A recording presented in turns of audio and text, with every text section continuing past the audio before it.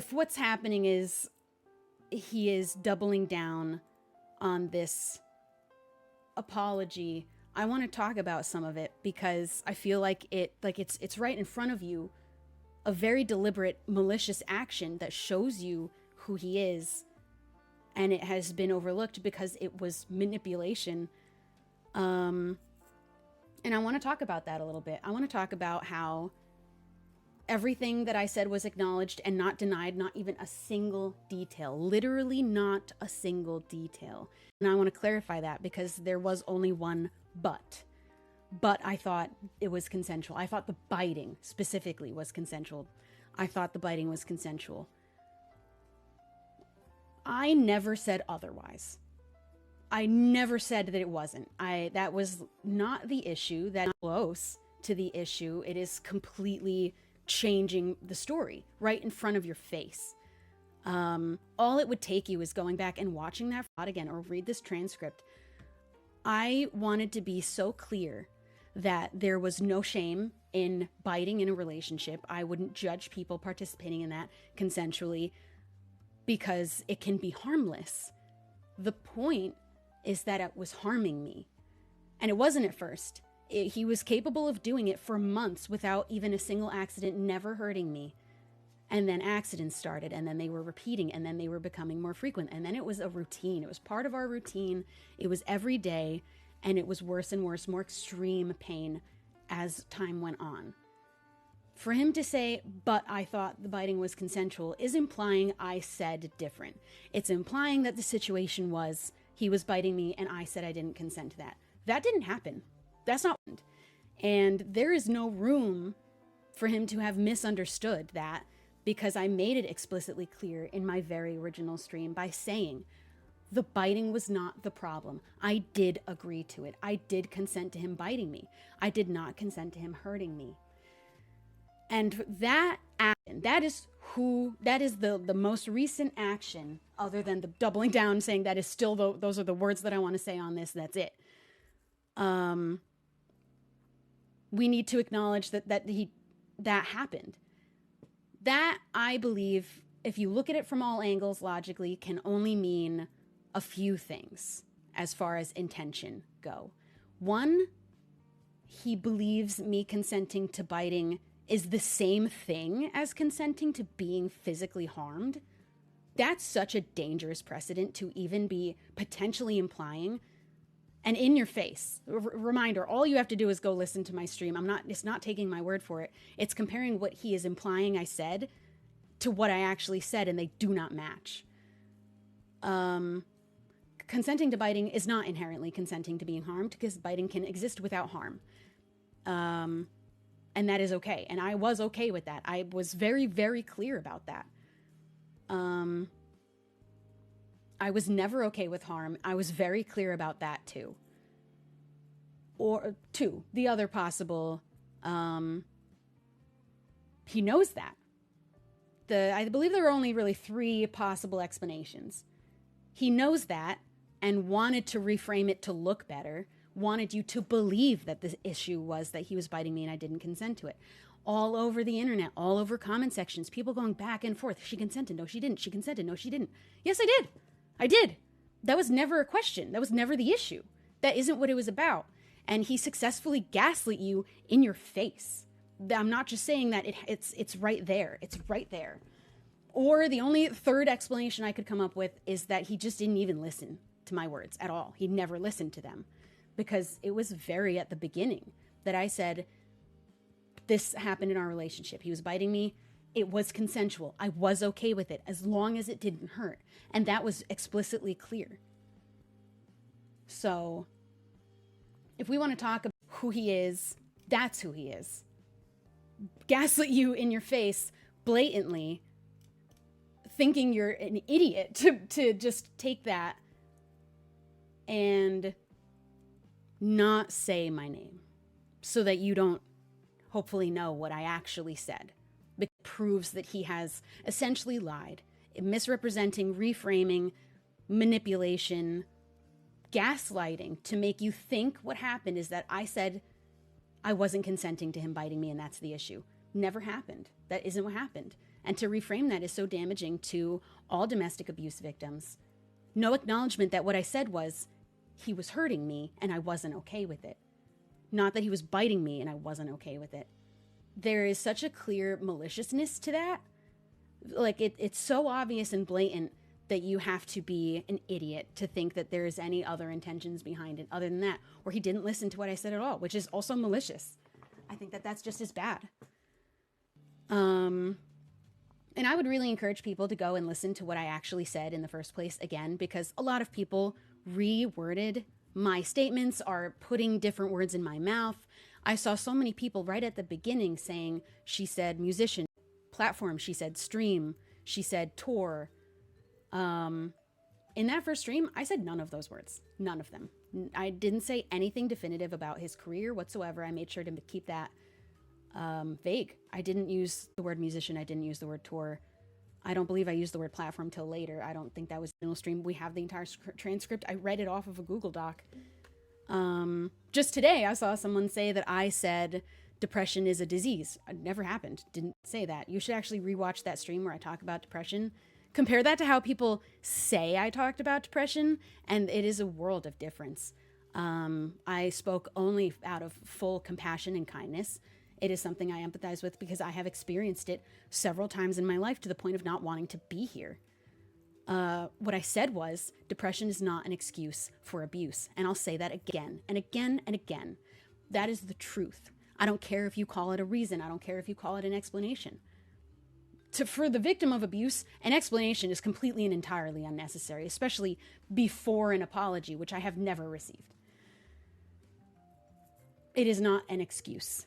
And it is damaging to all domestic abuse victims, all victims of emotional abuse, physical abuse, to suggest otherwise. It is not an excuse.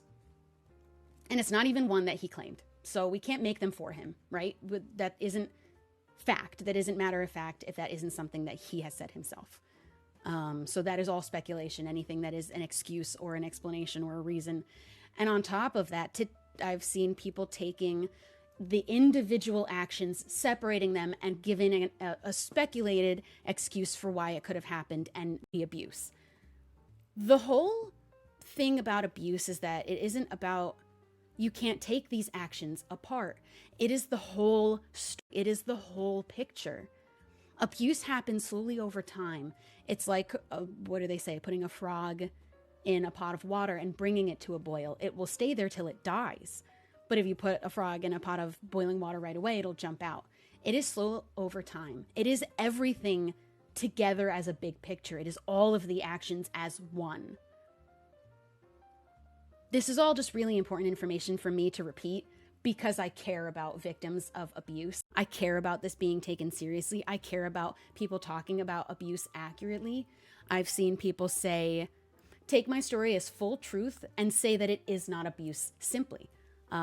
Because they don't believe biting can be abuse, they're implying. Biting does not equal abuse inherently. Again, biting can exist without harm. Never the issue was biting. We can entirely remove it because it never mattered that it was biting. He was hurting me. It doesn't matter how. It doesn't matter that it was an unconventional mean. It was against my will. You can know that it is intentional because it escalated and it was repetitive. Those aren't an accident. They don't happen by accident.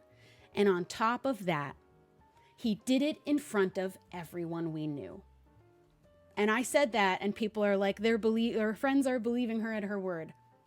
That's also speculation. You can't decide why my friends are believing me out of just with no information. That isn't happening. That isn't what happened. Every single one of our shared friends saw him do it. All of them. Literally everyone.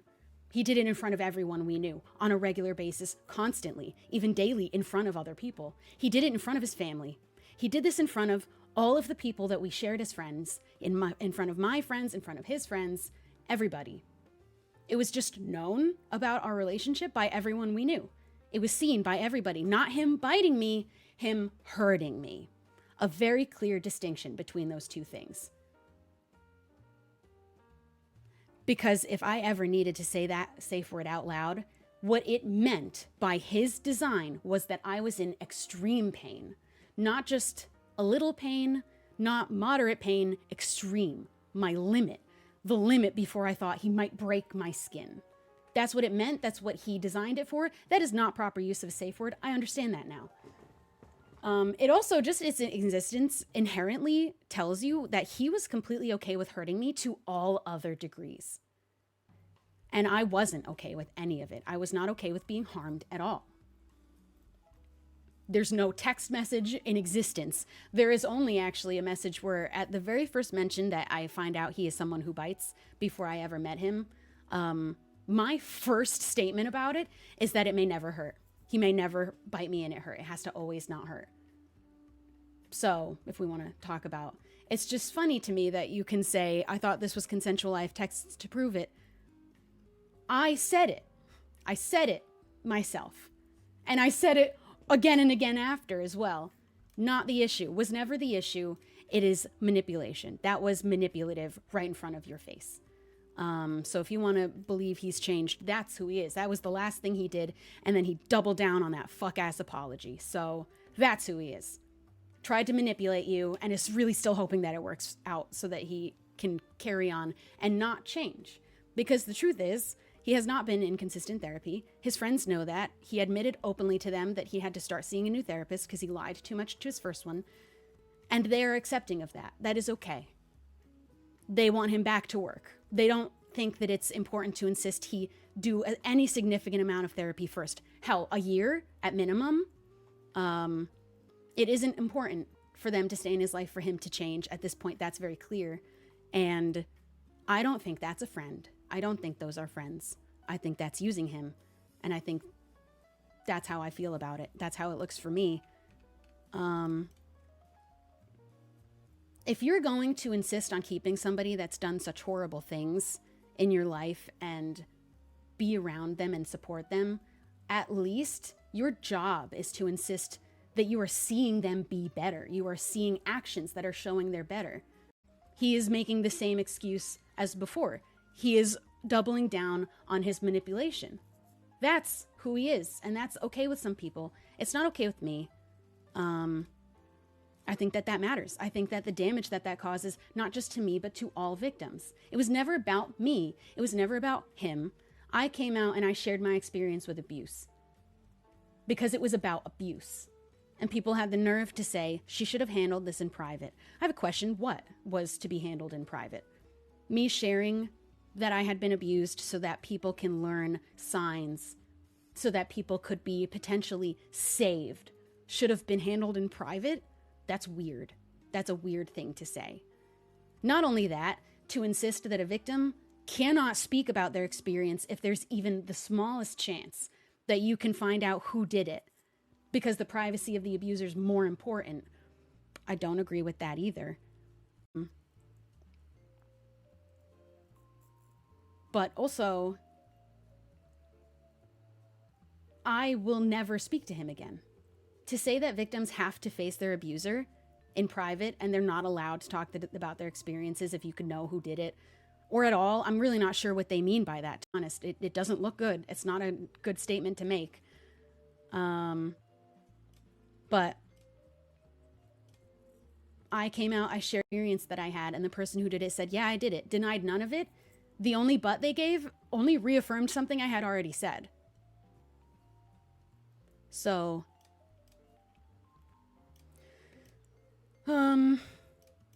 I will never speak to him again. You cannot insist that victims have to face their abusers. That's just one of the infinite amount of possibilities why also an abuse victim wouldn't go to court. I don't even care at this point about people asking these dumb as fuck questions because it just shows ignorance, which is unfortunate because that is damaging. But if at that point you don't have critical thinking skills to come up with even a single reasonable explanation in this day and age, 24, you're ignorant. You shouldn't even be involved in this conversation because of the damage it causes to be that ignorant and not be able to think of one potential. I will never speak to him again. I will never forgive him. I do not have to. It doesn't matter if he changes or not. I will never have to. Not only that, I have not been apologized to for it. So I would have to have been acknowledged. And I wasn't. And that's how I feel about it. This was important for me to remind people these details. This was seen. It was so important for me to share my story the way I did as well. I said very clearly that that is not the whole story. That is not everything that happened. That is simply the physical abuse side of things. And as well, it was just the things that everyone saw. I didn't want there to be room for it to be denied because everyone saw it. And it was exactly as I described. Not only that, also, I feel like one other that's pretty confirming of my story is that I shared that I had made a anonymous Reddit post from an account that I deleted and threw away. I thought it was unfindable. I deleted the post, I deleted the account. I think I deleted the account. I believed it was unfindable when I mentioned that. I didn't think people would find it. I wouldn't have mentioned it if I thought people could, actually. And then people found it. Months before I did my stream, the exact same story. Exactly the same. Why would I do that? Why would I do that? An anonymous Reddit thread that I deleted. And you know that that story is mine because of that very specific detail about the safe word, but there are a dozen other stories very similar to it. And exactly that, those actions that I described are abuse. That is just the way that it is. Even if the person doing it didn't intend it, didn't think, I'm going to abuse this person now, it doesn't change what it is. Accurate about abuse is the number one most important thing for me on this whole entire issue. I'm only the most bothered by people saying this isn't abuse for whatever reason. You are not allowed to cause physical harm to your partner to any degree against their will. Doesn't matter how. The method of causing physical harm is irrelevant. And it's exactly why I wasn't sure. I didn't think it was violent enough, but it was extreme pain. That's what it meant for that word to be needed. So I just wanted to repeat those things so that people could remember. And also, I think you should watch that stream where I talk about depression, because I do think it's very informative. It's very educational. It's very matter of fact, speaking about a mental health issue that I have experienced. And if you watch that and compare it to the way people spoke about how I talked about depression, they don't line up either. And I just would really encourage you, if people say I said something, you should demand to hear it come out of my mouth. And if they can't come up with the clip where it was said, it never happened. There are so many things people said I said and it never happened. Even people supporting me, just misspeaking, saying I've said things that never happened. Somebody said I said people can't change. Didn't happen. No, these things didn't happen.